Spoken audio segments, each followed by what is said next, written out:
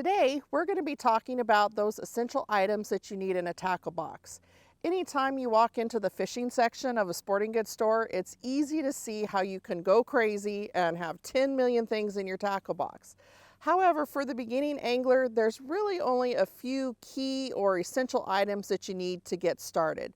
So let's open up this tackle box and take a look at the basic essentials. Okay, so the first thing we're going to take a look at in one of the items that you need in your tackle box are hooks. It's recommended that you have a few different sizes and even a couple different types of hooks. If you're going to be using a dough bait, having a treble hook is really good to have because it keeps the dough stuck to the hook. If you're using live bait, worms, minnows, you can use a regular single barbed hook for that. The next item that you'll have in your tackle box is what we call swivels. These are little brass barrel swivels, and this is what connects your fishing line to your leader. In another section, we're going to talk about setting up your fishing pole, and we're going to identify what a leader is. But this is just to connect the different parts of your fishing pole when you're rigging it up and getting it ready to fish. Another essential item is a bobber. Bobbers are great depending on how you want to fish out in the lake. If you want your bait up off the bottom of the lake, this is a float, or a fishing float is another name for it. And so you'll attach this to your fishing line to raise that bait up off the bottom of the lake. You also want a variety of sinkers or weights to help give you some distance when you cast out into the water. And so I usually like to carry a couple different varieties or types of weights. So I have some split shot here that simply just clamps on your fishing line. And then I also have some slide sinkers that will go on your fishing line.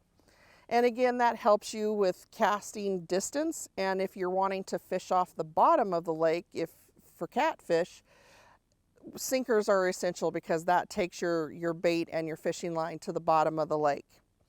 Next, we need a couple of tools to help us manage fishing line, hooks, and getting the hook out of the fish when you do catch one.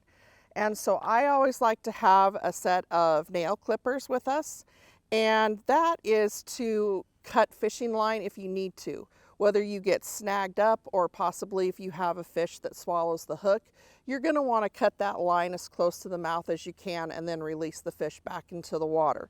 So definitely an essential to have. Another couple tools that I like to have in my tackle box is either a pair of needle nose pliers or a pair of hemostats. These come in handy to help you safely remove hooks from a fish's mouth. It's better for the fish, and it's also better for you and safer too. So the next item in our tackle box that I like to have is a couple different spools of fishing line. I've got two different pound tests in here that I like to keep.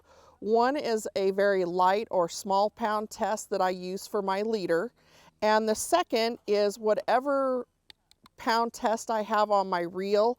I like to have some spare fishing line because it never fails. You get snagged up, your line breaks off, and you no longer have enough line on your reel, so you need to put some new on. So I always like to keep that handy in case I need it and I need to respool a fishing reel.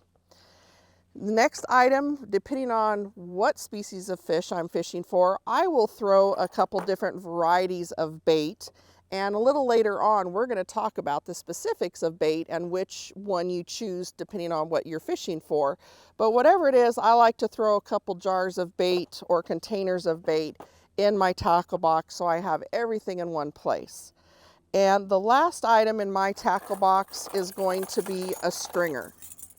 If you are a person that is interested in keeping the fish that you catch to eat later on, you're going to need a way to contain those fish and keep them while you're continuing to fish for your daily bag limit. So a stringer works really well for that. It's light, it's compact, it fits nicely in your tackle box. Another option is to also use a fish basket. And last but not least, while it doesn't fit in your tackle box, a fish net is also essential. Fish net helps you handle the fish and helps you retrieve that fish from the shore and get the hook out of the mouth.